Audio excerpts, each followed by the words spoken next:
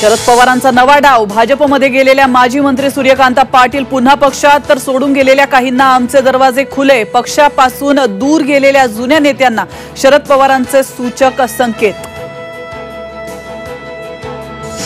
संसद अधिवेशनाच्या दुसऱ्या दिवशी महाराष्ट्रातील खासदारांचा शपथविधी. ठाकरे गटाचा विरोध असतानाही रवींद्र वायकरांचा शपथविधी, तर नगरचे खासदार निलेश लंकेंची इंग्रजीतून शपथ.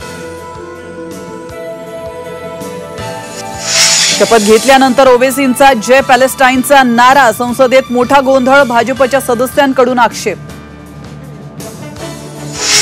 लोकसभा अध्यक्षपदाच्या निवडणुकीसाठी संसदेमध्ये पहिल्यांदाच निवडणूक, तर एनडीएकडून ओम प्रकाश बिर्ला तर इंडिया आघाडीकडून के सुरेश रिंगणात. उद्या निवडणूक होण्याची शक्यता.